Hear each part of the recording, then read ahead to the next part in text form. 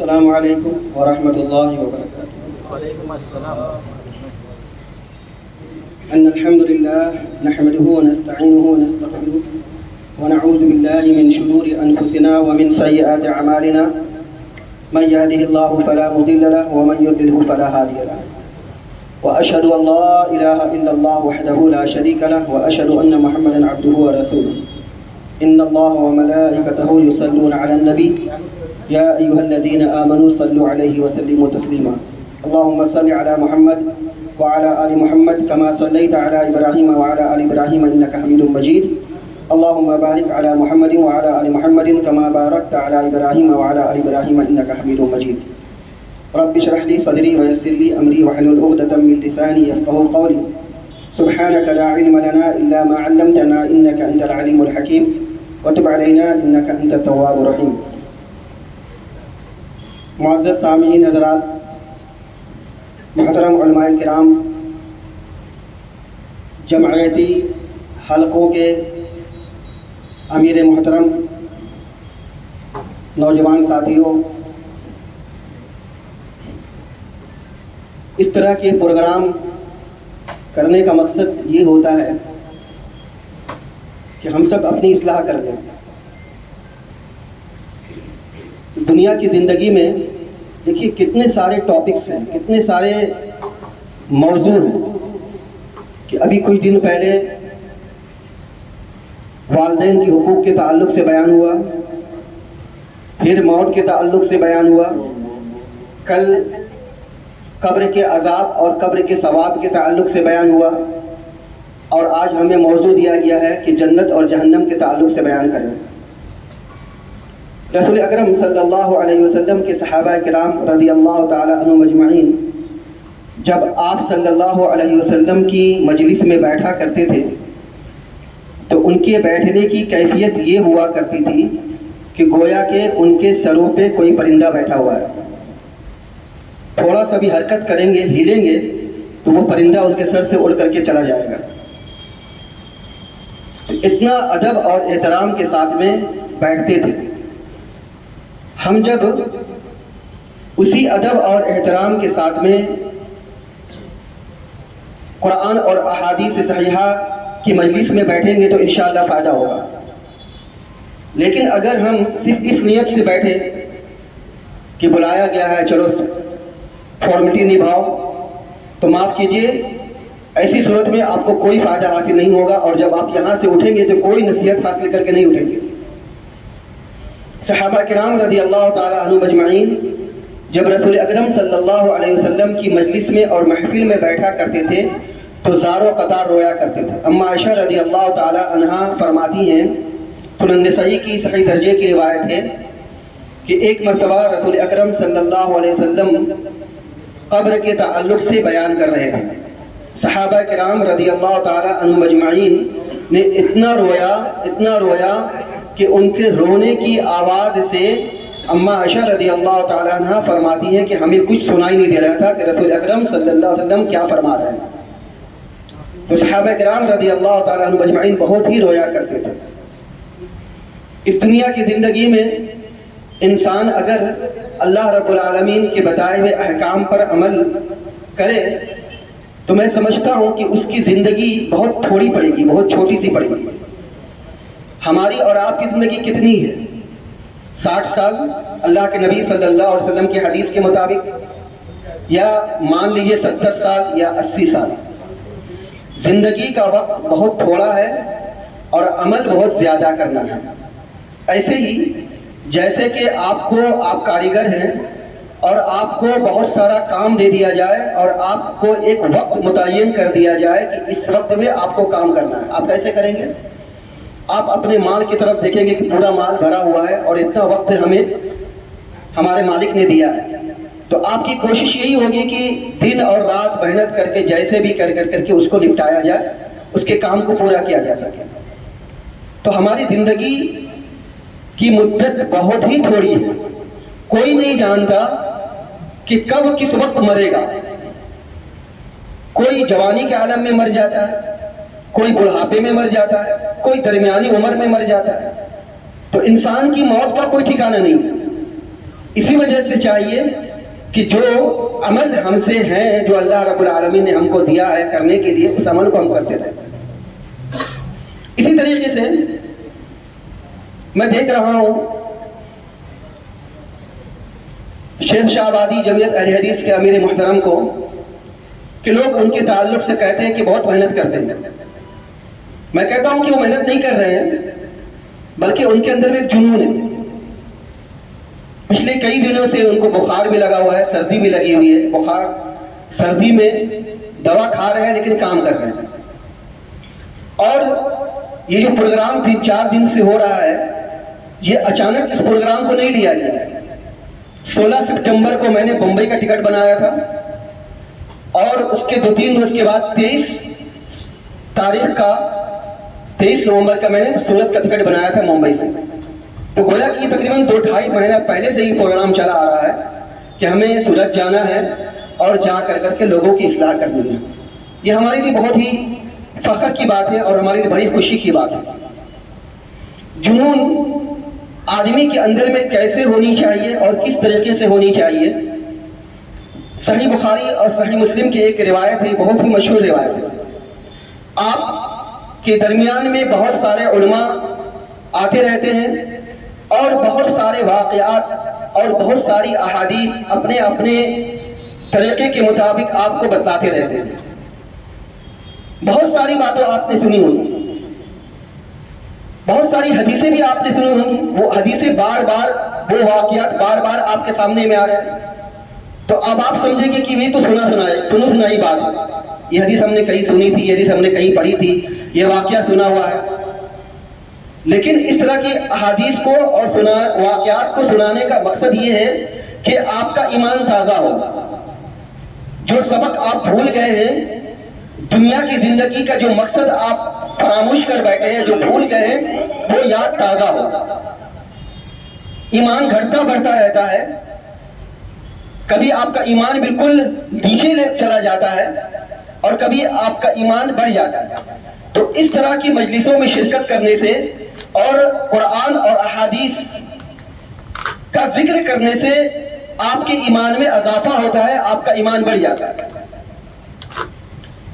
تو امام بخاری رحمۃ اللہ علیہ نے اس حدیث کو، اس واقعے کو نقل کیا ہے، اور امام مسلم رحمۃ اللہ علیہ نے صحیح مسلم کے اندر میں اس واقعے کو نقل کیا، اور بات مانا ہے کہ قاتل کی توبہ قبول ہوتی ہے چاہے اس نے جتنے بھی قتل کیے ہوں۔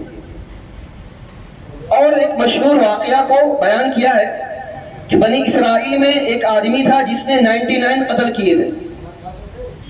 اللہ سبحانہ و تعالی جب کسی کو جنت میں داخل کرنے کا ارادہ کرتا ہے تو اس کو خیر کے کاموں میں اور بھلائی کے کاموں میں کیسے لگا دیتا ہے، اس واقعے کے اندر میں بیان کیا گیا ہے۔ اگر آپ کوئی بھلا کام کر رہے ہیں، اچھا کام کر رہے ہیں، تو جامع ترمذی کی حدیث ہے، اللہ کے رسول صلی اللہ علیہ وسلم ارشاد فرماتے ہیں کہ جس کسی کو اس کی نیکی اچھی لگے یہی ایمان ہے۔ اگر آپ برے عمل کر رہے ہیں اور برے عمل کرنے کے باوجود بھی آپ کو لگتا نہیں ہے کہ ہم برا عمل کر رہے ہیں، تو آپ کے پاس میں ایمان ہے ہی نہیں۔ تو امام مسلم رحمۃ اللہ علیہ نے اس واقعے کو نقل کیا۔ بنی اسرائیل میں ایک شخص تھا جس نے 99 قتل کیے تھے۔ اللہ سبحانہ و تعالیٰ نے اس کو توبہ کی توفیق دی، اور وہ ایک آدمی کے پاس میں گیا۔ وہ آدمی بہت ہی عبادت گزار تھا، بہت اللہ رب العالمین کی عبادت کرتا تھا، اور اس نے جا کر کے اس سے کہا کہ میں نے 99 قتل کیے ہیں اور میرے کھاتے میں بہت سارے گناہ ہیں، میں اللہ رب العالمین کے آگے میں توبہ کرنا چاہتا ہوں، یہ بتلائیے کہ کیا اللہ تعالیٰ میرے گناہوں کی توبہ، میرے گناہوں کو توبہ اللہ قبول کرے گا؟ اس شخص نے کہا کہ تم نے 99 قتل کیے ہیں، اتنے سارے تم نے قتل کیے ہیں، اللہ تیرے گناہوں کو کیسے معاف کرے گا؟ تیری توبہ قبول کیسے ہوگی؟ اس سے یہ پتہ چلا کہ آدمی کو بغیر سمجھے اور بغیر بوجھے فتویٰ نہیں دے دینا چاہیے، جب تک کہ اسے کسی بات کا علم نہ ہو۔ اگر علم نہیں ہے تو اللہ سبحانہ و تعالیٰ نے قرآن مجید میں 2 جگہ ارشاد فرمایا، فَاسْأَلُوا أَهْلَ الذِّكْرِ إِن كُنتُمْ لَا تَعْلَمُونَ۔ اہل ذکر سے پوچھ لو اگر تم نہیں جانتے ہو، اس لیے کہ یہ دین اور ایمان کا معاملہ ہے۔ اگر آپ نے کسی کو غلط رہنمائی کر دی نہ جانتے ہوئے اور آپ نے اس کو فتویٰ دے دیا اور وہ آدمی غلط رہنمائی کی صورت میں غلط راستے پر چل بیٹھا، تو جتنا اس کو گناہ ملے گا اتنا آپ کو بھی گناہ ملے گا، اس لیے کہ آپ نے غلط فیصلہ دیا، غلط فتویٰ آپ نے دیا۔ آپ کو ایسے مفتی نہیں بن جانا چاہیے، بلکہ اگر آپ کسی معاملے میں نہیں جانتے ہیں تو علماء سے پوچھئے، علماء سے رابطہ قائم کیجئے، علماء سے رہنمائی حاصل کیجئے۔ تو اس آدمی نے فتویٰ دے دیا، بھائی تو نے 99 قتل کیے، اللہ تیرے گناہ کو کیسے معاف کرے گا، کیسے تیری توبہ قبول ہوگی؟ اس آدمی نے سوچا کہ میں بڑی امید لے کر کے اس آدمی کے پاس میں آیا تھا، کوئی حوصلہ افزا بات بتائے گا، کوئی امید والی بات بتائے گا، اس نے تو میرے سامنے میں الٹی بات کہہ دی۔ اسی وجہ سے رسول اکرم صلی اللہ علیہ وسلم نے ارشاد فرمایا کہ مشورہ دینے والا یہ امانت دار ہوتا ہے۔ اگر آپ سے کوئی آدمی کسی بھی سلسلے میں مشورہ طلب کرے، چاہے گھر کے تعلق سے ہو، چاہے شوہر اور بیوی کے تعلق سے ہو، چاہے بال بچوں کی تربیت کے تعلق سے ہو، یا چاہے بزنس اور تجارت کے تعلق سے ہو، ہمارے یہاں ایک پوائنٹ کی بات یہ ہوتی ہے کہ آپ کے پاس میں جب کوئی بزنس اور تجارت کے سلسلے میں مشورہ کرنا چاہتا ہے تو آپ یہ سمجھتے ہیں کہ لگتا ہے کہ یہ بزنس کرنے والا ہے، یہ بزنس میں آگے بڑھ جائے گا تو میری بزنس ٹھپ پڑ جائے گی، یہ بزنس میں کاروبار اگر کرنے لگے گا تو میری دکان تو بند ہونے والی ہے، تو آپ کیا کرتے ہیں؟ اس کو غلط مشورہ دے دیتے۔ تو یہ حسد اور جلن ہمیں اسلام نہیں سکھلاتا۔ اگر آپ سے کوئی مشورہ طلب کر رہا ہے تو آپ کو چاہیے کہ اس کو اچھا مشورہ دیجیے۔ اللہ رب العالمین کی ذات پر توکل اور بھروسہ کے لیے وہ رزق دینے والا، وہ کہاں سے کس کو رزق دے گا وہ اللہ بہتر جانتا ہے۔ آپ سوچتے ہیں کہ یہ آدمی کو میں مشورہ دوں گا، یہ آدمی کما کر کے آگے نکل جائے گا۔ آپ نے یہ کیوں نہیں سوچا کہ یہ آدمی کمائے گا تو کمانے کے بعد یہ آدمی زکوٰۃ نکالے گا، یہ آدمی صدقات و خیرات کرے گا۔ جب یہ آدمی کمائے گا اور کما کر کے زکوٰۃ اور صدقات نکالے گا اور عطیات نکالے گا تو اس سے اسلام کا بھلا ہوگا۔ اسلام کے اندر میں بہت سارے پہلو ہیں اور سارے کے سارے پہلو خیر کے ہیں، ہمیں ایک ایک پوائنٹ پر دھیان دینا ہے۔ صرف آمین بالجہر کر لینے سے اور رفع الیدین کر لینے سے اور قدم سے قدم ملانے سے، سینے پر ہاتھ باندھ لینے سے یہ مت سمجھیے کہ آپ نے اسلام کے احکام کو پورا کر دیا، آپ نے تقاضے کو پورا کر دیا۔ اسلام بہت وسیع ہے، اسلام کے احکام بہت وسیع ہے، آپ کو ایک ایک بات پر سوچنا، غور و فکر کرنی ہے۔ اللہ سبحانہ و تعالیٰ نے ارشاد فرمایا وَقُومُوا لِلَّهِ قَانِتِينَ، اللہ رب العالمین کے لیے باادب کھڑے رہو، اللہ کے لیے جھکے رہو۔ نماز ہم کو یہ سکھاتی ہے کہ آپ کے اندر میں خشوع اور خضوع ہونی چاہیے۔ جس نماز کے اندر میں خشوع اور خضوع نہ ہو اس نماز کا کوئی فائدہ نہیں ہے۔ مثال کے طور پہ اللہ سبحانہ و تعالیٰ نے قرآن کریم میں کئی مقامات پر ارشاد فرمایا کہ نماز کو قائم کرو۔ اس کا ترجمہ، بہترین ترجمہ تو یہ ہونا چاہیے کہ نماز کو قائم رکھو۔ نماز کو قائم رکھنے کا مطلب یہ ہے کہ آپ نے نماز پڑھی اور نماز پڑھنے کے بعد آپ نے کسی کی غیبت کر دی، کسی کی چغلی کر دی، کسی کا دل آزاری کر دی، آپ نے کسی کا دل دکھا دیا، اس نماز کا کیا ویلیو ہوگا، کیا مقام ہوگا؟ سورہ مومنون کے اندر میں ارشاد فرمایا کہ کامیاب آدمی وہ ہے کہ جس نے اپنی نمازوں کی حفاظت کی۔ وہ نماز جس کے ذریعے سے آپ کے نماز ضائع اور برباد ہو جائے، وہ نماز اللہ کو مطلوب نہیں ہے، وہ نماز اللہ کو مطلوب ہے، وہ نماز اللہ کو چاہیے کہ جس نماز کے اندر میں خشوع اور خضوع ہو۔ تو اس آدمی نے غلط مشورہ دیا، اس آدمی نے سوچا کہ میں اس کے پاس بڑی امید لے کر کے آیا تھا، چنانچہ غصہ ہوا اور غصے میں آ کر کے اس نے اور قتل کر دیا۔ اب اس کے قتل کی کوانٹٹی 100 ہو گئی، 100 قتل اس آدمی نے کر دیے۔ لیکن اس کے بعد پچھتاوا ہوا.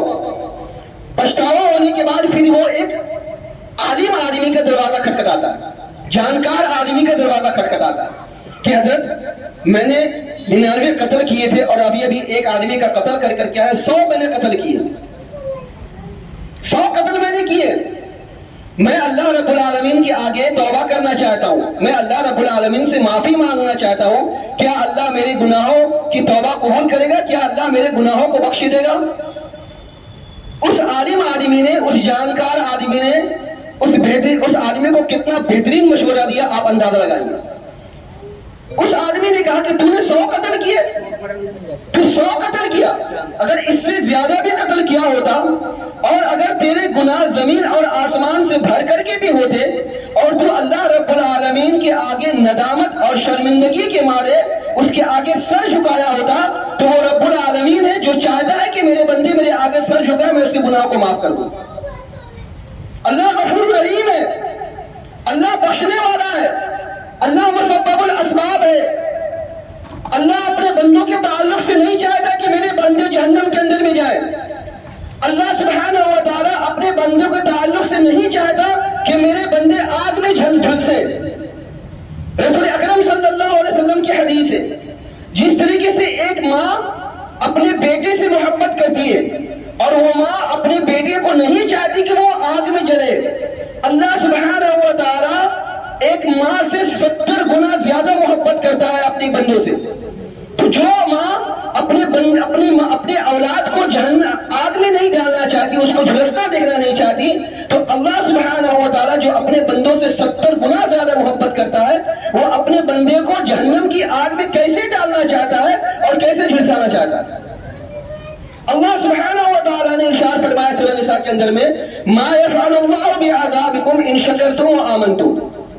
اللہ تم کو عذاب کیوں دے گا, اللہ تم کو جہنم میں کیوں ڈالے گا اگر تم نے ایمان لایا اور شکریہ ادا کیا. تو اس عالم آدمی نے, اس جانکار آدمی نے اس آدمی کو بہت بہترین مشورہ دیا کہ ایک کام کرو, تم اس بستی سے نکل کر کے جاؤ اور وہاں دیکھو اللہ والوں کی بستی ہے, اللہ والوں کی بستی کی طرف جاؤ, وہاں پہ جا کر کے ان کی تم صحبت اختیار کرو. اس سے یہ پتا چلا کہ ایمان والوں کی صحبت بہت اچھی صحبت ہوتی ہے, ایمان والوں کی صحبت بہت اچھی صحبت ہوتی ہے. آج فجر کی نماز کے بعد ایک ہمارے ساتھی, انہوں نے مجھ سے ایک حدیث پوچھا. کئی ہفتہ پہلے میرے زبان سے انہوں نے ایک حدیث سنی تھی کہ شیخ آپ یہ بتلائیے کہ آپ نے ایک حدیث بیان کیا تھا جس میں یہ تھا کہ تمہارا کھانا کوئی نہ کھائے مگر متقی آدمی. چنانچہ جامع ترمذی کی حدیث ہے, ابو داؤد کی حدیث ہے, سنن دارمی کی روایت ہے, صحیح درجے کی روایت میں اللہ کے رسول صلی اللہ علیہ وسلم ارشاد فرماتے ہیں کہ تم صحبت اختیار کرو تو نیک آدمیوں کی صحبت اختیار کرو, نیک لوگوں کی صحبت اختیار کرو, اور تمہارا کھانا نہ کھائے مگر تقوی والا آدمی. ہم ولیمہ کرتے ہیں, شادی بیاہ کرتے ہیں اور اس میں دعوت کرتے ہیں. ہماری دعوتوں میں کتنے ایسے لوگ شامل ہوتے ہیں جو شرک کرنے والے ہوتے ہیں, جو بدعات اور خرافات کرنے والے ہوتے ہیں, جو بے نمازی ہوتے ہیں, جن کے اندر میں تقوی اور پرہیزگاری نام کی کوئی چیز نہیں رہتی ہے, جو اہل الحدیث سے بغض رکھتے ہیں, حسد رکھتے ہیں, لیکن ہم صرف مروت کی وجہ سے ان کو دعوت دیتے ہیں. سوچئے کہ ہم کس پوائنٹ پہ ہم کہاں جا رہے ہیں. ایک بات پہ اگر ہم پکڑ کریں گے تو بہت بات لمبی وسیع ہوتی چلی جائے گی. الحمدللہ یہ جماعت اہل الحدیث کی جماعت ہے. میں سمجھتا ہوں کہ اس روئے زمین پر سب سے بہترین جماعت اگر کوئی ہے تو وہ اہل الحدیث کی جماعت ہے. آپ سب اہل الحدیث ہیں. اہل الحدیث کا مقصد کیا ہے, اہل الحدیث کا مطلب کیا ہے؟ اہل الحدیث صرف یہ نہیں ہے کہ آپ آمین میں لہر کر لیں, رفع الیدین کر لیں, سینے پر ہاتھ باندھ لیں, بلکہ اہل الحدیث ایک تحریک کا نام ہے, ایک تحریک کا نام ہے جو اس تحریک کو وجود میں لایا تھا رسول اکرم صلی اللہ علیہ وسلم نے صحابہ کرام رضی اللہ تعالیٰ عنہم اجمعین کے ذریعے سے. اس دنیا میں سب سے بہترین اگر کوئی جماعت ہے تو اہل الحدیث کی جماعت ہے. اگر آپ سب اہل الحدیث ہیں تو آپ سمجھ لیجیے کہ آپ اس روئے زمین پر سب سے بہترین ہیں. لیکن بہترین کب ہوں گے؟ جب رسول اللہ صلی اللہ علیہ وسلم کی لائے ہوئی مشن کو اپنائیں گے اور ان کی مشن کو اپناتے ہوئے اللہ کا دین اللہ کے بندوں تک پہنچائیں گے۔ بہترین کب ہوں گے؟ جب آپس میں اتحاد و اتفاق سے رہیں گے۔ بہترین کب ہوں گے؟ جب اپنے عوامل کی اطاعت و فرما برداری کریں گے۔ بہترین کب ہوں گے؟ جب آپس میں ایک دوسرے کی چغلی اور غیبت اور شکایت نہیں کریں گے۔ ہم سب جب نماز میں کھڑے ہوتے ہیں تو کندھے سے کندھا اور پیر سے پیر ملا کے کھڑے ہوتے ہیں۔ یہ اس بات کا ثبوت ہے کہ تم ایک سیسا پلائی ہوئی دیوار کی طرح ہو۔ جس طریقے سے ایک اینٹ دوسرے اینٹ کو جوڑتی ہے اور وہ اینٹ اور وہ دیوار بنتی ہے، وہ دیوار بہت مشکل سے گرتی ہے، بہت طاقت لگا کر کے گرتی ہے۔ ٹھیک اللہ کے نبی صلی اللہ علیہ وسلم کو اس جماعت کو ایک سیسا پلائی ہوئی دیوار کی طرح کہا۔ مسلمان ایک مسلمان کی طرح، مومن ایک مومن کی طرح ایسے ہے جیسے ایک اینٹ دوسرے اینٹ کے جوڑتی ہے۔ اور رسول اکرم صلی اللہ علیہ وسلم نے ارشاد فرمایا کہ مسلمان ایک جسم واحد کی طرح ہے، ایک جسم کی طرح ہے۔ اگر اس کے سر پہ کوئی درد ہوتی ہے تو پورا جسم اس کا کڑا اٹھتا ہے، بہت تکلیف ہوتی ہے اس کو۔ تو مسلمان وہ ہے کہ اگر کسی مسلمان کو کوئی تکلیف پہنچ رہی ہو تو اس کی تکلیف کو اپنے سینے میں محسوس کرے، یہ مسلمان ہے، یہ مومن ہے، یہ اہل الحدیث ہے۔ تو ہم نماز میں کھڑے ہوتے ہیں، ٹخنے سے ٹخنا ملا لیجئے، قدم سے قدم ملا لیجئے، پاؤں سے پاؤں ملا لیجئے۔ یہ اس وجہ سے ہے تاکہ ہم نماز میں بھی کھڑے رہیں اور زندگی کے ہر شعبے اور ہر ڈپارٹمنٹ میں کھڑے رہیں، ایک جسم واحد کی طرح۔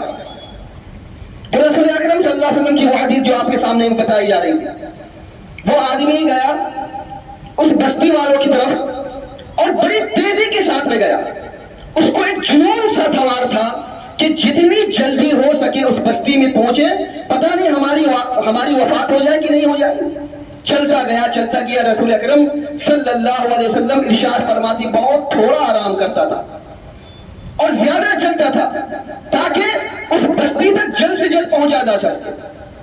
یہی ہمارا مقصد ہونا چاہیے۔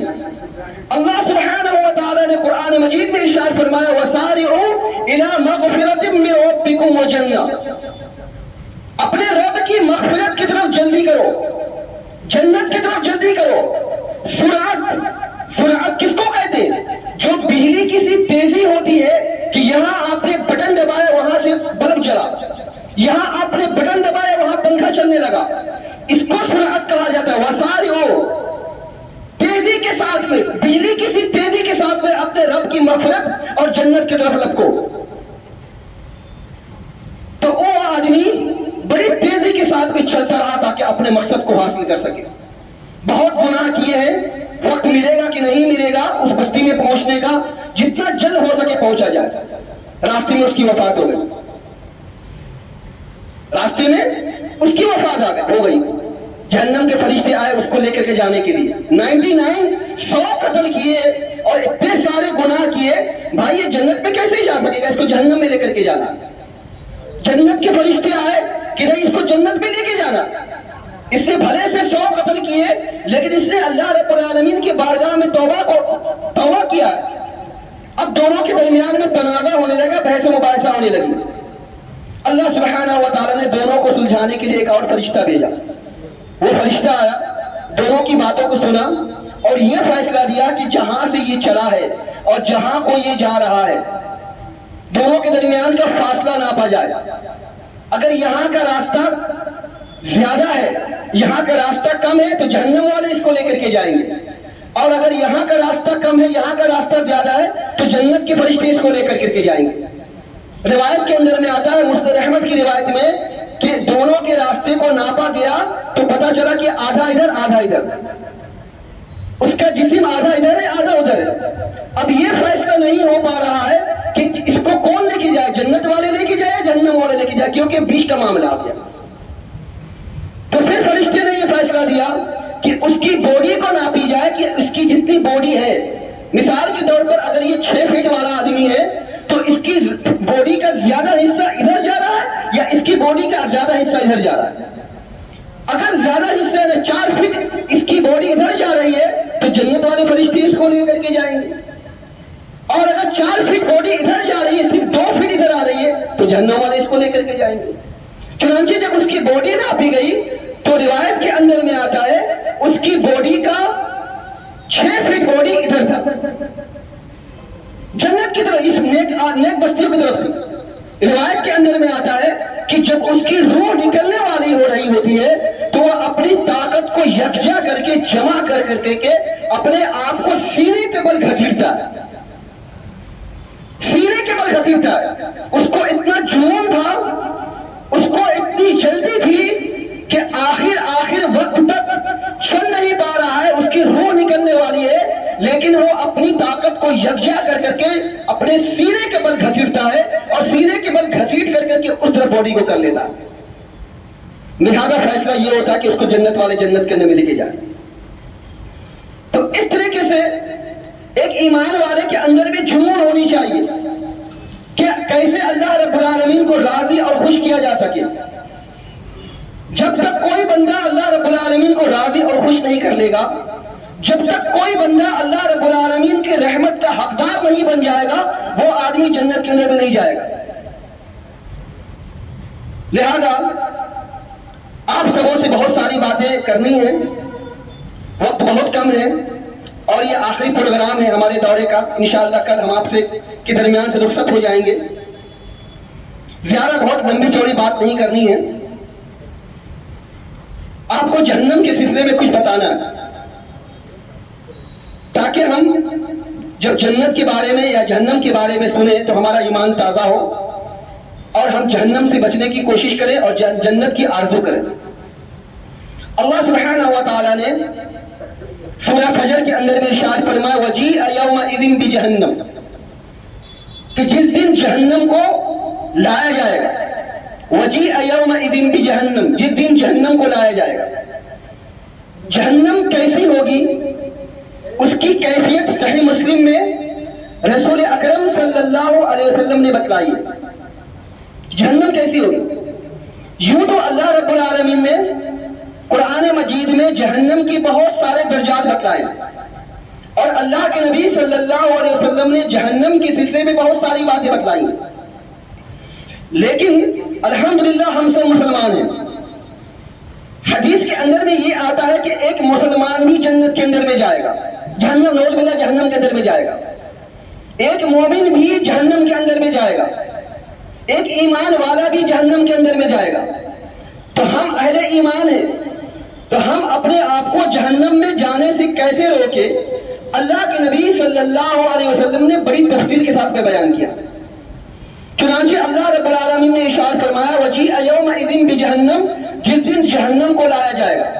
اور صحیح مسلم کے اندر میں رسول اکرم صلی اللہ علیہ وسلم نے جہنم کی کیفیت یوں بیان کی ہے یُؤْتَىٰ بِجَهَنَّمَ یَوْمَئِذٍ لَهَا 70,000 زِمَامٍ، کہ جس دن جہنم کو لایا جائے گا اس کی 70,000 لگام ہوں گی، 70,000 کڑیاں ہوں گی، اور فرماتے ہیں مع کل زمام 70,000 ملک، اور ہر کڑی کو، ہر لگام کو 70,000 فرشتے کھینچ کر کے لا رہے ہوں گے، یجرونہا، کھینچ کر کے لا رہے ہوں گے۔ 70,000 لگام، 70,000 کڑیاں، اور ہر ایک لگام کو 70,000 فرشتے کھینچ کر کے لا رہے ہوں گے۔ اب آپ اندازہ لگا لیجئے جہنم کی ہولناکی اور اس کی شدت کی کیفیت کا اندازہ لگا لیجئے کہ جہنم کتنا بڑا ہوگا اور کتنا وزنی، کتنا بھاری ہوگا، کہ 70,000 کڑیاں ہوں گی اور اتنا بھاری ہوگا کہ ہر ایک لگام کو 70,000 فرشتے کھینچ کر کے لے کر کے آ رہے ہوں گے۔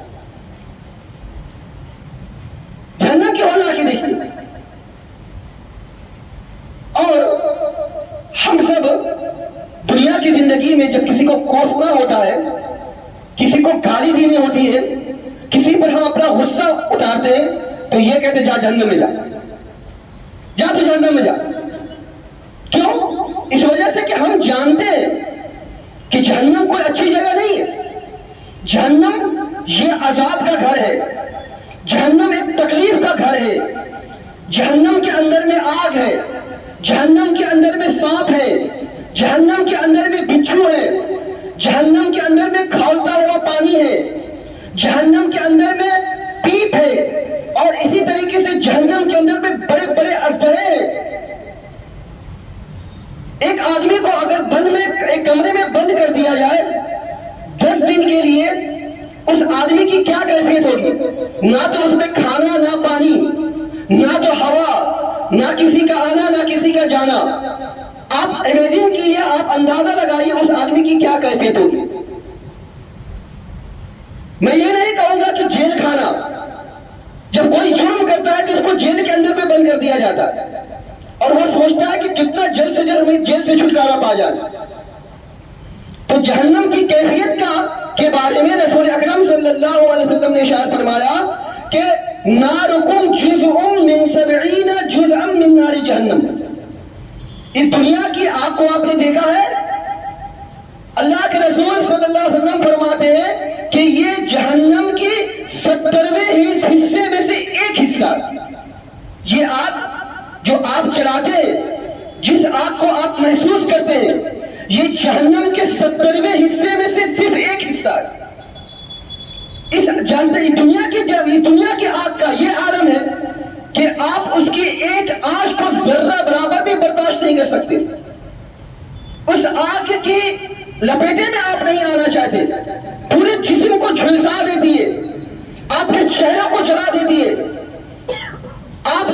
کوئی آدمی اگر جھلس جائے تو وہ آدمی مر جاتا ہے۔ کوئی آدمی اس آگ میں کودنا نہیں چاہتا، کوئی آدمی اس آگ کے قریب نہیں پہنچنا چاہتا، صرف اس دنیا کی آگ کے معاملے میں۔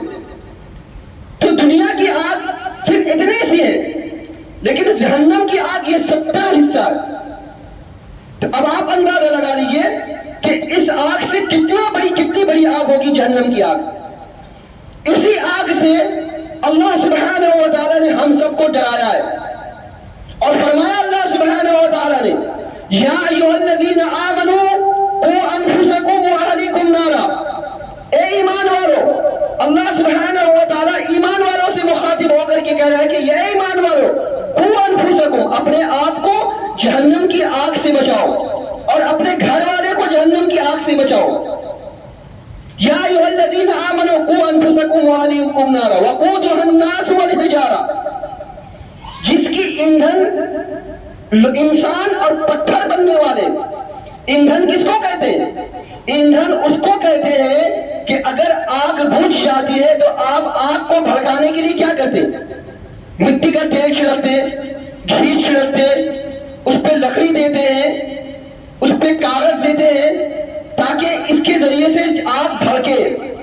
تو جب جہنم کی آگ بجھنے ہونے والی ہوگی تو اللہ سبحانہ و تعالیٰ انسان کو اس پر ڈھکیلے گا، انسان کو اس پر ڈالے گا، اور انسان کو ڈالنے کی وجہ سے جہنم کی آگ بھڑکتی چلی جائے گی۔ اللہ رب العالمین نے ارشاد فرمایا کہ جس آگ کی تم ایندھن بننے والے ہو، اس آگ سے اپنے آپ کو بچاؤ، اور خود بھی نہیں بلکہ اپنے گھر والے کو بھی بچانے کی کوشش کرو۔ اگر انسان پوری زندگی اپنی اصلاح کر لے اور اپنے گھر والوں کی اصلاح کر لے، اپنے سماج کی اصلاح کر لے، تو انشاءاللہ اللہ رب العالمین اس کو جہنم کی آگ سے بچا لے گا۔ لیکن ہمارے پاس میں اتنی فرصت نہیں کہ ہم خود کی اصلاح کر لیں اور اپنے گھر والوں کو جہنم کی آگ سے بچا لیں۔ تو رسول اکرم صلی اللہ علیہ وسلم نے جہنم کی ہولناکیوں کا تذکرہ کیا۔ ایک روایت کے اندر میں رسول اکرم صلی اللہ علیہ وسلم نے ارشاد فرمایا کہ جہنم والوں میں سے جس شخص کو سب سے ہلکا عذاب ہوگا، جہنم والوں میں سے جس شخص کو سب سے ہلکا عذاب ہوگا، وہ شخص ہوگا جس کے جوتے اور تسمے آگ کے ہوں گے، یعنی اس کو آگ کا جوتا پہنایا جائے گا، اور آگ کے جوتے پہنانے کی وجہ سے اس کا دماغ کھولتا ہوا ہوگا۔ اللہ کے نبی صلی اللہ علیہ وسلم فرماتے ہیں جس طریقے سے ایک ہنڈیا کھولتی ہے، ابلتی ہے، ٹھیک اسی طریقے سے اس کا دماغ پکتا ہوا ہوگا، اور وہ آدمی یہ سوچ رہا ہوگا کہ مجھے سب سے زیادہ عذاب دیا جا رہا ہے، حالانکہ اس کو سب سے ہلکی عذاب دی جا رہی ہے۔ تو سب سے ہلکی عذاب کا یہ عالم ہے کہ اس کو جوتے کی آگ پہنائے جائیں گے جس کی وجہ سے اس کا دماغ کھولتا ہوگا جیسے ہنڈیا کھولتی ہے. تو اب آپ اندازہ لگا لیجیے کہ جس سے اس سے بڑا عذاب ہوگا اس کی کیا کیفیت ہوگی. آپ کو عذاب کی شدت بتلانا مقصود ہے. ہنسیے مت، مذاق مت اڑائیے دین کا، شریعت کا، اسی طریقے سے اللہ رب العالمین کے احکام کا. اللہ رب العالمین نے ارشاد فرمایا فَلْيَضْحَكُوا قَلِيلًا وَلْيَبْكُوا كَثِيرًا. اللہ کے نبی صلی اللہ علیہ وسلم ارشاد فرماتے جو میں دیکھ رہا ہوں اگر تم دیکھ لو تو کم ہنسو اور زیادہ رو. ہم اپنی زندگی میں بہت سارے انٹرٹینمنٹ کرتے، ذرا بھی باتوں پر ہنستے اور ہنساتے. یہ کوئی غلط بات نہیں ہے. صحابہ کرام رضی اللہ تعالیٰ عنہم اجمعین کے زمانے میں صحابہ بھی ہنستے تھے لیکن زیادہ روتے تھے. مذاق مت بنائیے. ہمیں مرنا ہے، مرنے کے بعد قبر کے اندر میں جانا ہے اور اللہ سبحانہ و تعالی ہم سے ہمارے اعمال کا حساب کتاب لے گا. اپنی اولاد کے تعلق سے، اپنے کاروبار کے تعلق سے، اپنی بیویوں کے تعلق سے، اپنی زندگیوں کے تعلق سے پھر ہمارا حساب کتاب ہوگا. اللہ نہ کرے ہم میں سے کوئی آدمی جہنم کے اندر میں چلا جائے. تو اللہ کے رسول صلی اللہ علیہ وسلم نے ارشاد فرمایا جہنم کی کیفیت. قرآن مجید میں اللہ سبحانہ و تعالیٰ نے فرمایا لہا سبعۃ ابواب، جہنم کے 7 دروازے، جہنم کے 7 دروازے. اور جنت کے کتنے دروازے ہیں کوئی جانتا ہے؟ کس نے بتایا؟ جزاک اللہ خیر. جہنم کے 7 دروازے اور جنت کے 8 دروازے. تو اللہ سبحانہ و تعالیٰ نے جہنم کی کیفیت بیان کی اور اللہ سبحانہ و تعالیٰ نے سورہ مریم کے اندر بھی ارشاد فرمایا وَإِن مِّنكُمْ إِلَّا وَارِدُهَا. جہنم کے اوپر میں ایک پل ہوگا اور اس پل کی کیفیت یہ ہوگی کہ تلوار کی جو نوک ہوتی ہے اس تلوار کی نوک سے بھی زیادہ باریک ہوگی. آپ امیجن کیجئے کہ کیا آپ تلوار کی نوک پر کھڑے ہو سکتے ہیں؟ تلوار کو کھڑی کر دی جائے، اس کو باندھ دی جائے اور آپ کو کہا جائے اس پر کھڑے ہوئیے. امیجن کیجئے، سوچئے، دماغ لگائیے، آپ کھڑے ہو سکتے ہیں تلوار کی نوک پر؟ لیکن جہنم کی پشت پر تلوار سے بھی باریک نوک ایک پل ہوگا. اور معاف کیجئے جو نماز پڑھنے والے ہیں، جو اہل الایمان ہیں، جو اصحاب الحدیث ہیں، جو اہل الحدیث ہیں، وہ اس الزام میں، یہ گمان میں مت اپنے آپ کو رکھیں کہ وہ اس پر نہیں آئیں گے. اللہ سبحانہ و تعالیٰ نے ارشاد فرمایا وَإِن مِّنكُمْ إِلَّا وَارِدُهَا. چاہے مسلمان ہو، چاہے کافر ہو، چاہے نیک ہو، چاہے بد ہو، چاہے اچھے ہو، چاہے برے ہو، سب کو اس پل پر سے گزرنا ہوگا. رسول اکرم صلی اللہ علیہ وسلم کی حدیث ہے جس کا ایمان، جس کا عقیدہ جس قدر مضبوط ہوگا، جس کا ایمان جس قدر ہائی لیول کا ہوگا، اپنے اپنے ایمان کے حساب سے وہ اس پر گزرتا چلا جائے گا. اور کچھ لوگ تو ایسے ہوں گے جو اپنے اپنے اعمال کے حساب سے اوندھے منہ جہنم کے اندر میں گریں گے، منہ کے بل جہنم کے اندر بھی گریں گے. سب کو اس پل صراط سے پار کرنا ہے. نمازی، بے نمازی، نیک، بد، اہل الحدیث، غیر اہل الحدیث، سب کو آنا ہے. اس پل صراط سے اپنے آپ کو پار کرنا ہے. کیسے پار کریں گے آپ؟ جب اس دنیا میں ایک تلوار رکھ دی جائے، اس پر آپ ایک پیر نہیں رکھ سکتے، تو آپ کو اس جو پل، جو تلوار کی سے بھی زیادہ نوک باریک ہے اس کی نوک، اس پر آپ کیسے گزریں گے؟ اسی وجہ سے رسول اکرم صلی اللہ علیہ وسلم نے ہمیں ڈرایا کہ اس کی اپنی اصلاح کر لیجیے. صرف مشین چلانے سے، صرف کاروبار کرنے سے، صرف تجارت کرنے سے، صرف یہ کرنے سے، صرف وہ کرنے سے، تجارت ایک اچھی شے ہے. انسان کو اللہ رب العالمین نے تجارت کا حکم دیا ہے، بزنس کرنے کا، حلال روزی کمانے کا اللہ رب العالمین نے حکم دیا. لیکن اس کے ساتھ ساتھ میں اپنے احکام اور نبی کریم صلی اللہ علیہ وسلم کی فرمودات پر بھی عمل کرنے کا حکم دیا تاکہ آپ کو جہنم کی آگ سے بچایا جا سکے. تو اللہ سبحانہ و تعالیٰ نے ارشاد فرمایا وَإِن مِّنكُمْ إِلَّا وَارِدُهَا. اور سورہ مومنون کے اندر میں اللہ رب العالمین نے جہنم کی ہولناکیوں اور اس کی شدت کا ذکر کیا. تَلْفَحُ وُجُوهَهُمُ النَّارُ وَهُمْ فِيهَا كَالِحُونَ. کارہون. اللہ فرماتا ہے کہ جب جہنمیوں کو جہنم کے اندر میں ڈال دیا جائے گا تو جہنم کی آگ اس کے چہرے کو جھلسا دے گی، اس کے پورے چہرے کے کو کاٹ جائے گی، ختم کر دی جائے گی، پورے چہرے کو چاٹ جائے گی اور اس کے جبڑے باہر نکل آئیں گے، اس کے جبڑے باہر نکل آئیں گے. جہنم کی یہ کیفیت ہوگی. تو ہمیں چاہیے کہ اللہ کے واسطے اپنے آپ کو جہنم کی آگ سے بچائیں. بہت سارے ہمارے بھائی ایسے ہیں کہ جو مذاق سمجھتے، معمولی سمجھتے، لیکن ایک انسان ایسے ایسے عمل کرتا ہے جس کو معمولی سمجھتا ہے، ہلکا سمجھتا ہے، لیکن اسی معمولی اور ہلکے عمل کی وجہ سے اللہ رب العالمین اس سے اتنا غصہ ہوتا ہے کہ اس کو جہنم کے اندر میں پھینک دیتا ہے، جہنم کے اندر میں پھینک دیتا ہے. اللہ کے نبی صلی اللہ علیہ وسلم نے ارشاد فرمایا کہ جو نماز پڑھنے والے ہوں گے نا وہ بھی جہنم کے اندر میں ہوں گے. کیوں؟ جہنم نماز تو پڑھا لیکن دوسرے کے حقوق کو مار لیا، جیسا کہ ابھی ہمارے شیخ عبداللہ صاحب نے بتلایا صحیح بخاری صحیح مسلم کے حوالے سے. آپ نے کیا سمجھا؟ آپ نماز آپ نے پڑھ لیا تو آپ کی جنت آپ کے لیے پکی ہے؟ آپ نے کیا سمجھا؟ آپ نے روزے رکھ لیا آپ کے لیے جنت بالکل واجب ہو گئی؟ نہیں. آپ نے نماز پڑھتے ہوئے روزے رکھتے ہوئے بھی آپ نے ایسے عمل کر لیے کہ جس کو آپ نے ہلکا اور معمولی سمجھا، لیکن اس کی وجہ سے آپ جہنم کے اندر میں چلے گئے. رسول اکرم صلی اللہ علیہ وسلم ارشاد فرماتے ہیں کہ آگ ابن آدم کے سارے حصے کو جھلسا دے گی، سر سے لے کر کے پیر تک انسان جھلس جائے گا. صحیح بخاری کی روایت میں آتا ہے کہ انسان جل کر کے راکھ ہو جائے گا، کوئلہ ہو جائے گا. جیسے کہ ہم دیکھتے ہیں کہ لکڑی کوئلہ بن جاتی ہے، ویسے انسان کوئلہ بن جائے گا.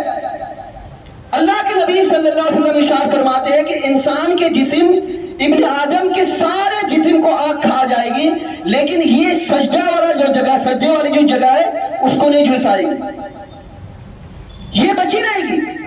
اس کا کیا مطلب ہوا؟ اس کا مطلب یہ ہوا کہ جو سجدہ کرتے تھے، جو نماز پڑھتے تھے، وہ بھی جہنم کے اندر میں جائیں گے، لیکن یہ جگہ آگ اس کو نہیں جھلسائے گی، آگ اس کو نہیں جھلسائے گی. اسی وجہ سے اس کے علاوہ بہت سارے اعمال ایسے ہیں جو ہم نادانستہ طور پر نہ جانتے ہوئے کر گزرتے. آپسی کے معاملات کو دیکھ لیجئے اور اسی طریقے سے بہت سارے معاملات کو دیکھ لیجئے. سنن ابن ماجہ کی صحیح درجے کی روایت میں آتا ہے اللہ کے رسول صلی اللہ علیہ وسلم ارشاد فرماتے ہیں بندہ اپنی زبان سے کوئی ایسی بات کہتا ہے جس کو وہ ہلکا اور معمولی سمجھتا ہے. ہم لوگ آپس میں بیٹھتے ہیں نا، باتوں باتوں میں ہنسی مذاق کر لیتے، باتوں باتوں میں کوئی کفریہ کلمہ کہہ لیتے، باتوں باتوں میں کوئی ایسی باتیں کہہ لیتے جس کو ہم معمولی سمجھتے ہیں، اس کی کوئی پرواہ نہیں. کسی کی دل آزاری کر لی، کسی کو تکلیف پہنچا دیا، کسی کی ٹھٹھا کر لی، کسی کی مذاق، کسی کو مذاق بنا دیا، کوئی ایسی زبان سے کوئی بات کہہ دی، اڑ گئے. کبھی من میں خیال بھی نہیں آئے ہوگا کہ ہم نے زبان سے کہا کیا. اللہ کے نبی صلی اللہ علیہ وسلم ارشاد فرماتے کہ اس کی پکڑ ہو جاتی ہے، زبان سے کہنے کی وجہ سے اس کی پکڑ ہو جاتی ہے. اور اللہ سبحانہ و تعالی نے سورہ قاف کے اندر بھی ارشاد فرمایا کہ یہ جو فرشتے ہمارے کاندھوں پر ہیں یہ ہر ایک بات کو نوٹ کر رہے ہوتے، ہر ایک بات کو لکھ رہے ہوتے. امام احمد رحمت اللہ علیہ ایک مرتبہ بخار میں مبتلا تھے. کوئی صاحب ملنے گئے ان کی عیادت کرنے کے لیے، ان کی زیارت کرنے کے لیے، تو بخار میں تپ رہے تھے اور بخار میں تپنے کی وجہ سے وہ کرا رہے تھے.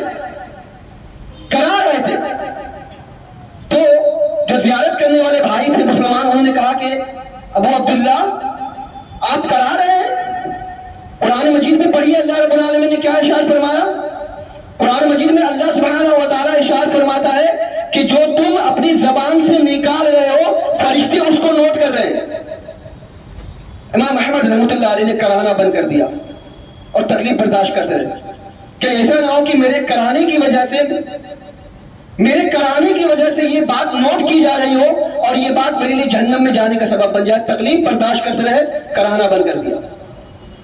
اب آپ اندازہ لگا لیجئے کہ ہم اپنی زبان سے ایسی کتنی باتیں کہہ دیتے ہیں جس کو ہم معمولی اور چھوٹا سمجھتے ہیں. رسول اکرم صلی اللہ علیہ وسلم ارشاد فرماتے ہیں کہ بندے کی اسی زبان کی وجہ سے وہ جہنم کے اندر میں گرتا چلا جاتا ہے.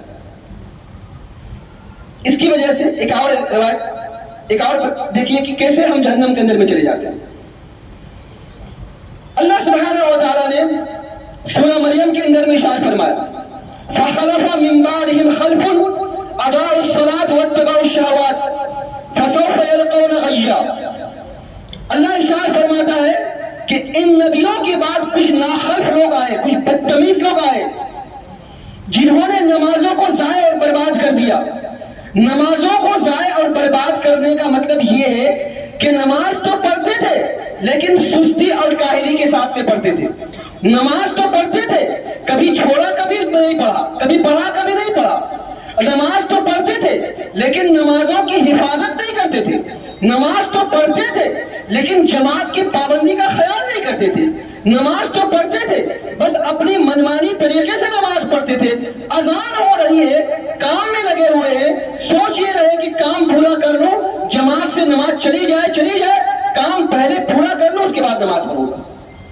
نماز کو ڈیلے کرتے رہے، کام پہلے نماز کو بعد میں.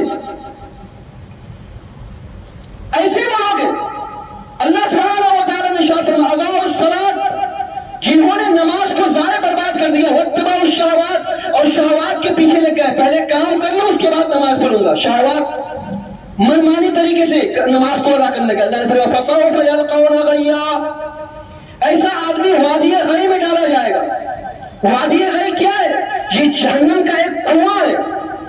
ایک کنواں ہے جس کے اندر میں اس بے نمازی کو ڈھکیلا جائے گا. نماز تو پڑھتے تھے لیکن سستی اور غفلت کے ساتھ میں نماز پڑھتے تھے. آپ اندازہ کریں ہم میں سے کتنے ایسے بھائی ہیں جو پابندی کر کے نماز پڑھتے، پابندی سے ہم لوگ نماز پڑھتے.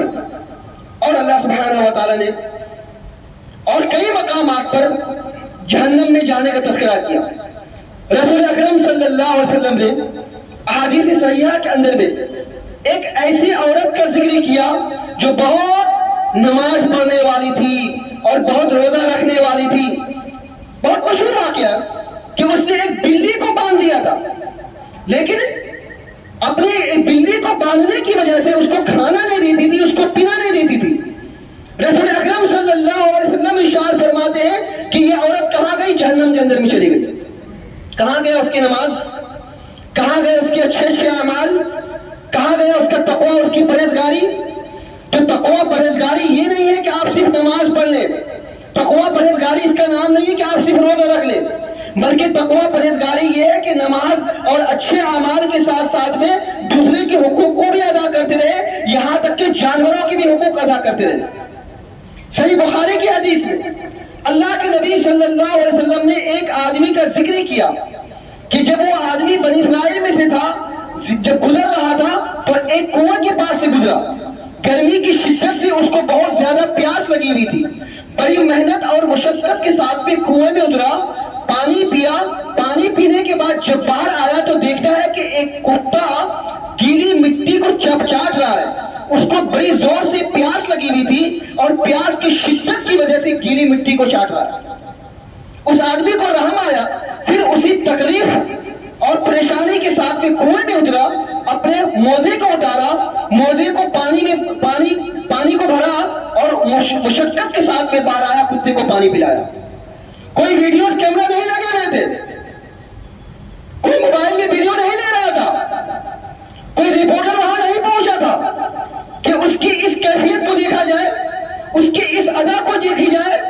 اللہ سبحانہ و تعالیٰ کو اس کا یہ عمل اتنا زیادہ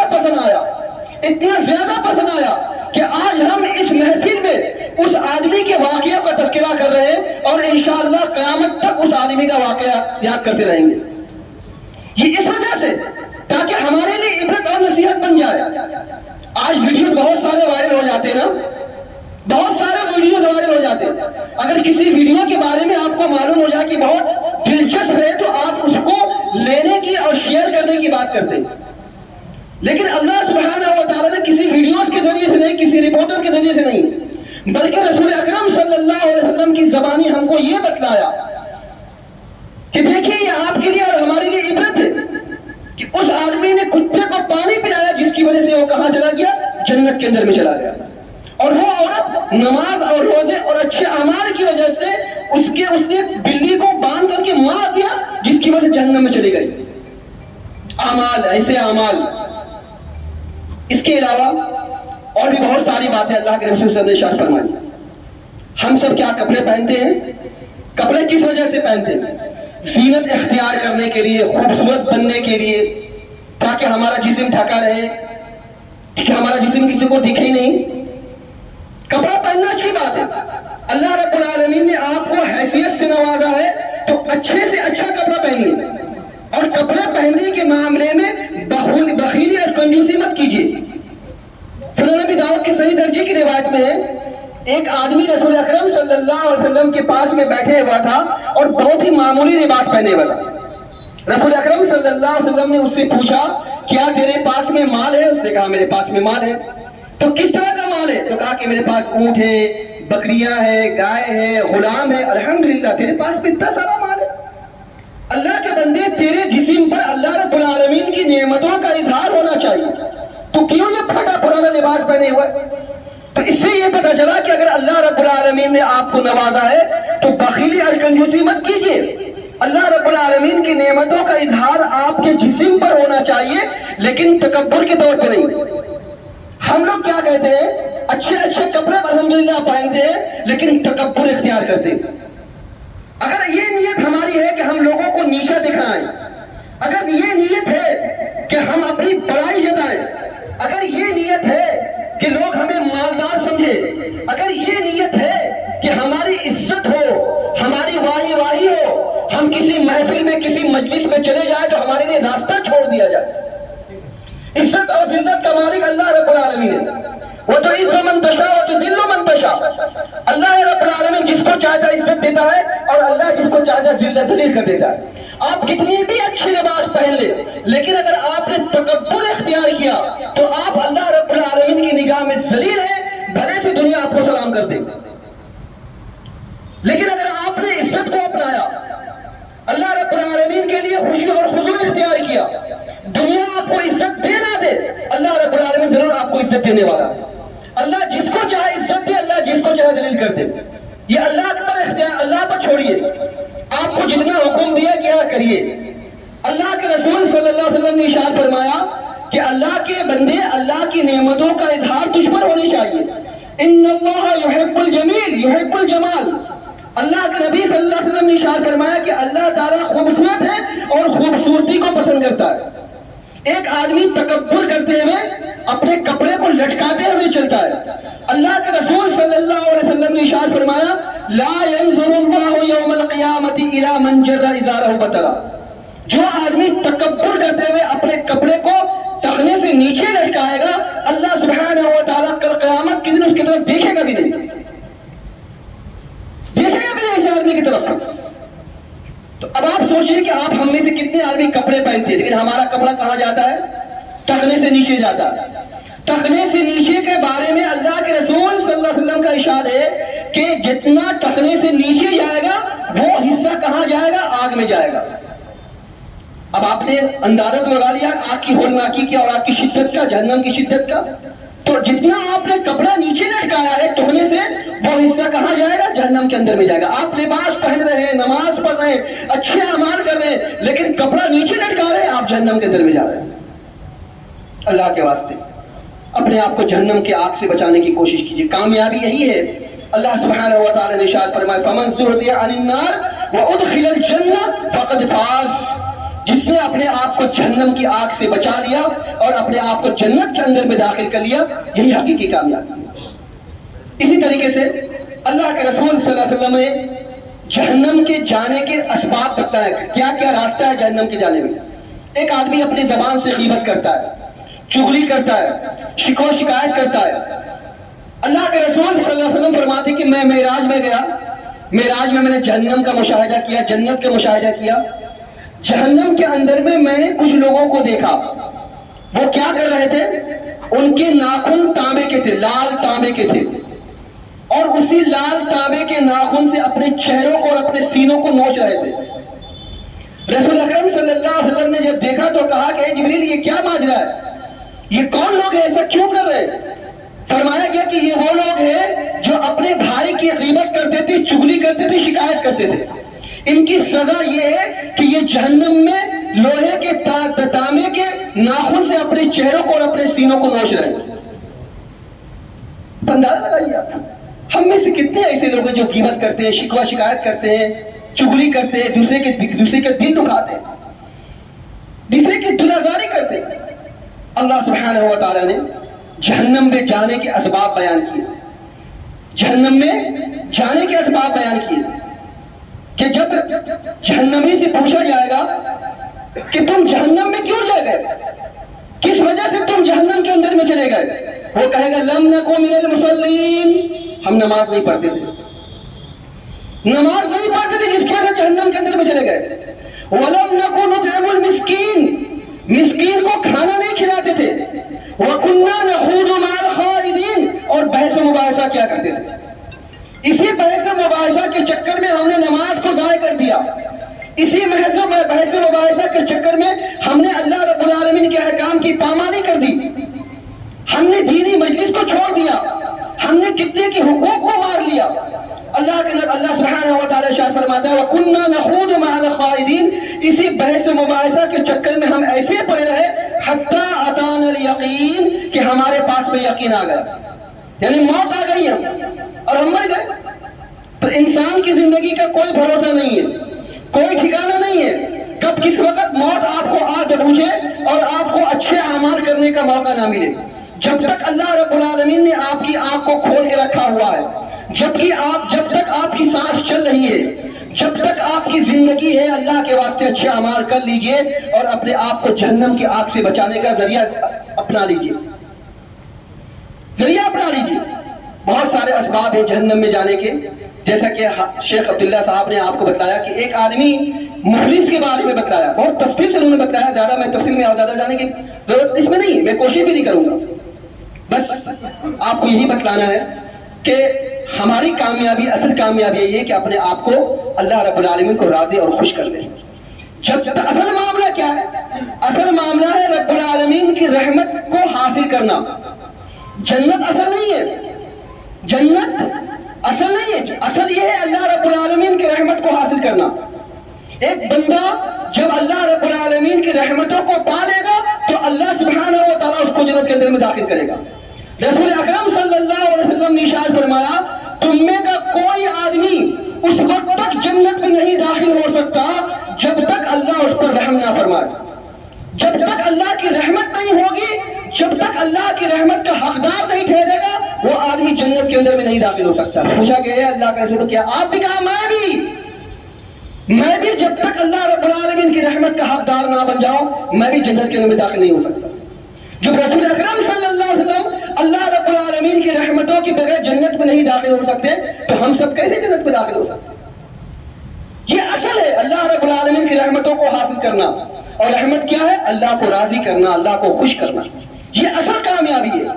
उसके बाद तो इंशाअल्लाह जन्नत है ही, उसके बाद जन्नत है। और उसके बाद क्या फरमाया रसूल अकरम सल्लल्लाहु अलैहि वसल्लम ने कि जब जन्नती जन्नत के अंदर भी पहुंच जाएंगे तो अल्लाह सुब्हानहू व तआला उससे फरमाएगा कि जन्नतियों तुम्हें और क्या चाहिए, तुम्हें और क्या चाहिए? तो जन्नती कहेंगे कि ए अल्लाह तूने मुझे हक बहुत कुछ दे दिया, जन्नत के अंदर में दाखिल कर दिया, और मुझे क्या चाहिए? अल्लाह फरमाएगा कि एक नेमत और है, वो ये कि आज के बाद मैं तुझसे कभी भी नाराज नहीं रहूंगा, मैं तुझसे हमेशा खुश रहूंगा। आज के बाद मैं तुझ पर कभी नाराज नहीं होगा।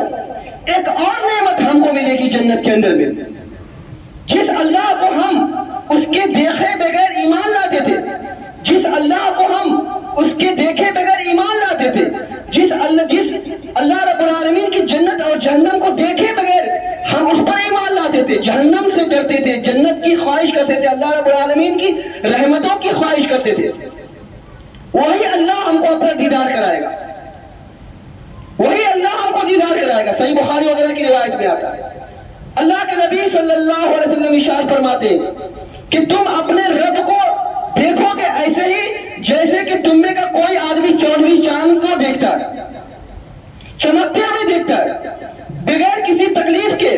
جب آپ سورج کی طرف دیکھیں گے تو سورج کو نہیں دیکھ سکتے، آپ کی آنکھوں کو اتنی تاب نہیں ہو سکتی کہ آپ اب سورج کو دیکھ سکیں، یا آپ کسی اچھی چیز کو دیکھیں جب بھیڑ لگ جائے تو آپ کی کوشش ہوگی کسی کو دھکا دے، یا آپ کو کوئی دھکا دے اس چیز کو دیکھنے کے لیے، دھکم دھکی ہوگی، تکلیف ہوگی، تو رب العالمین کو آپ اپنی آنکھوں کے سامنے میں دیکھیں گے بغیر کسی تکلیف کے، بغیر آنکھوں کو چنیائے ہوئے، بغیر کسی مصیبت کے، بغیر کسی کو دھکا دی، اور آپ کو کوئی دھکا نہیں دے سکتا، اپنے رب کو دیکھیں گے۔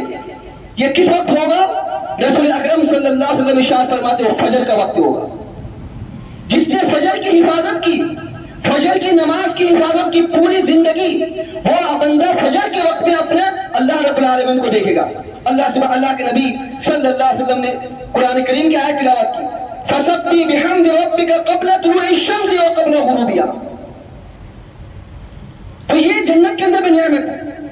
اور جنت کے بارے میں اللہ سبحانہ و تعالی ارشاد وَسِيقَ الَّذِينَ اتَّقَوْا رَبَّهُمْ إِلَى الْجَنَّةِ زُمَرًا حَتَّى إِذَا جَاءُوهَا، جب یہ جنتی ایک جماعت کی شکل میں، ایک گروہ کی شکل میں جنت کی طرف جا رہے ہوں گے، حَتَّى إِذَا جَاءُوهَا، جب جنت کے دروازے تک پہنچ جائیں گے، فُتِحَتْ أَبْوَابُهَا، اس کے لیے جنت کے دروازے کھول دیے جائیں گے، وَفُتِحَتْ أَبْوَابُهَا وَقِيلَ لَهُمْ سَلَامٌ عَلَيْكُمْ طِبْتُمْ فَادْخُلُوهَا خَالِدِينَ، ان کو کہا جائے گا سلام علیکم، آپ پر سلامتی ہو، طِبْتُمْ، ہرے بھرے رہیے، خوش رہیے، فریش رہیے، تر و تازہ رہیے، اور اس جنت کے اندر بھی ہمیشہ ہمیشہ کے لیے داخل ہو جائیے۔ وہ جنت جس کے بارے میں رسول اکرم صلی اللہ علیہ وسلم نے ارشاد فرمایا کہ اس جنت کے درخت، ایک درخت ایسا ہوگا، اس درخت کا سایہ اتنا بڑا ہوگا کہ اگر ایک آدمی خوب تیز رفتار گھوڑے پر سوار ہو جائے اور ایک سائے سے لے کر کے دوسرے سائے تک پہنچے، تو ایک تیز رفتار گھوڑے پر سوار ہو کر کے اس کو 70 سال لگیں گے اس سائے تک پہنچنے میں۔ تو جس جنت کی چوڑائی اور جس جنت کے درخت کی چوڑائی اتنی بڑی ہوگی، اس جنت کے بارے میں کیا پوچھنا۔ رسول اکرم صلی اللہ علیہ وسلم نے ارشاد فرمایا کہ جنت کے اندر میں ایک کوڑی بھاری بر بھی اگر جگہ آپ کو مل گئی تو سمجھے کہ یہ آپ کی دنیا سے بہت بہتر ہے۔ مثال کے طور پہ آپ کو بہت گرمی لگ رہی ہے، بہت گرمی، پورے پسینے سے شرابور ہو رہے ہیں، آپ کو ایک سایہ چاہیے تھا، ایک ہال ہے، اے سی لگی ہوئی ہے، اس اندر میں اے سی چل رہا ہے اور بہت بھیڑ ہے، بہت لوگ آرام اور سکون کے ساتھ میں اے سی کی ہوا، تو آپ کی کوشش ہوگی کہ تھوڑا سا دروازہ کھولے اور اے سی کی ہوا میں بھی پالوں تاکہ مجھے سکون مل جائے۔ تو یہی جنت کا معاملہ ہے کہ جنت میں اگر آپ کو ایک ذرہ برابر بھی جگہ مل گئی تو سمجھ لیں کہ یہ دنیا اور دنیا کے اندر میں جو نعمت ہے اس سے بہتر ہے۔ تو اس جنت کے بارے میں رسول اکرم صلی اللہ علیہ وسلم نے ہماری رہنمائی فرمائی، اور اللہ کے رسول صلی اللہ علیہ وسلم نے ارشاد فرمایا کہ ہمیں چاہیے کہ ہم جہنم کی عذاب سے پناہ مانگیں۔ اللہ کے رسول صلی اللہ علیہ وسلم ہر فرض نماز میں جہنم کی آگ سے پناہ طلب کرتے تھے۔ رسول اکرم صلی اللہ علیہ وسلم اللہم انی اعوذ بک من عذاب جہنم، اے اللہ جہنم کی عذاب سے میں تیری پناہ چاہتا ہوں۔ ہمیں رسول اکرم صلی اللہ علیہ وسلم نے دعا سکھلایا، اور رسول اکرم صلی اللہ علیہ وسلم نے یہ ارشاد فرمایا کہ جو آدمی جہنم سے 3 مرتبہ پناہ مانگے گا تو جہنم اس کے سلسلے میں اللہ رب العالمین سے فریاد کرے گی کہ اے اللہ اس کو تو مجھ سے پناہ دے دے۔ اور ہم جب جنت کے بارے میں سوال کریں گے 3 مرتبہ اللہم انی اسألک الجنہ، تو جنت اللہ رب العالمین سے دعا کرے گی کہ اے اللہ تو اس کو ہم میں داخل کر دے، تو ہمیں اس کو داخل کر دے۔ اور ایک روایت کے اندر میں رسول اکرم صلی اللہ علیہ وسلم نے ارشاد فرمایا جب تم اللہ رب العالمین سے مانگو تو جنت الفردوس مانگو۔ جنت الفردوس یہ جنت کے سب سے اونچے درجے پر ہے، سب سے اونچے درجے پر، تو یہ جنت ہے، اور یہ جنت کے بارے میں اللہ کے نبی صلی اللہ علیہ وسلم نے بتلایا ہے۔ سنن ابن ماجہ کی روایت میں آتا ہے رسول اکرم صلی اللہ علیہ وسلم ارشاد فرماتے ہیں کہ جنت میں 120 قطاریں ہوں گی، 120 صفحے ہوں گی، 80 صفحے صرف میری امت کی ہوں گی۔ اب آپ سمجھ لیجئے کہ جنت کے اندر میں کتنے لوگ داخل ہوں گے۔ جہنم کو ذکر کرنے کا مقصد یہ نہیں ہے کہ آپ مایوس ہو جائیے، آپ نا امید ہو جائیے، بلکہ جہنم کی ہولناکیوں کا ذکر کرنے کا مقصد یہ ہے کہ آپ جہنم کی آگ سے اپنے آپ کو بچا لیں، اور جنت کے لیے جنت میں جانے کے اسباب اختیار کر لیجیے۔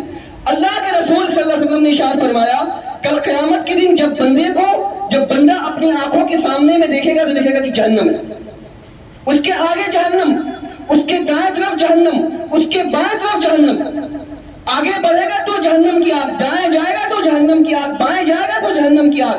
अल्लाह के रसूल सल्लल्लाहु अलैहि वसल्लम इरशाद फरमाते हैं कि खजूर के गुठली के बराबर सदका करो और उस सदके के जरिए से जहन्नम में अपने आप को बचाव का रास्ता इख्तियार कर लो। तो रसूल अकरम सल्लल्लाहु अलैहि वसल्लम ने हमें जहन्नम में जाने के, जहन्नम में ना जाने और उसके बचने का रास्ता भी बतलाया। तो अल्लाह के वास्ते बहुत सारी बातें हैं, बहुत वक्त नहीं है कि हम इसका इहाता कर सकें। इंशाअल्लाह उलमाए किराम की ज़बानी आप बहुत सारी बातों को सुनेंगे इंशाअल्लाह। बस आपसे यही कहना है, कल मैं आपके बीच से रुखसत हो जाऊंगा, बड़ी दूर से आपके पास में आया हूँ, अल्लाह जानता है सिर्फ आपकी इस्लाह करने की गरज से आया हूँ और चाहता हूँ कि कुरान और हदीस की बातें आप तक पहुँचा दें। और हमारी और आपकी पूरी कोशिश होनी चाहिए कि अल्हम्दुलिल्लाह हम लोग अहले हदीस की जमात हैं। अहले हदीस की जमात सबसे इम्तियाज़ होती है, सबसे अलग होती है, क्योंकि अल्लाह वालों की जमात है ये सहाबा किराम रज़ी अल्लाह तआला अन्हुम अजमईन की जमात है। इसलिए इस जमात के वक़ार को बरकरार रखिए, इस जमात का जो अच्छाई है, जो खूबी है, इसको बरकरार रखिए और इस जमात की जो पहचान है उसको बरकरार रखिए। इंशाअल्लाह जब आप इस जमात की अच्छाई, उसकी खूबी और इसके वक़ार को बरकरार रखेंगे तो इंशाअल्लाह हमारा भी शुमार उन्हीं में से होगा कि जो सहाबा किराम रज़ी अल्लाह तआला अन्हुम अजमईन की जमात है। बहुत सारी बातें हैं कहने और सुनने को, इंशाअल्लाह फिर कभी आपके बीच में आने का मौका मिला तो बहुत सारी बातें हम आपको बताएंगे, आपसे शेयर करेंगे। इंशाअल्लाह आपसे भी हमें कुछ सीखने का मौका मिलेगा, कुछ बताने का मौका मिलेगा।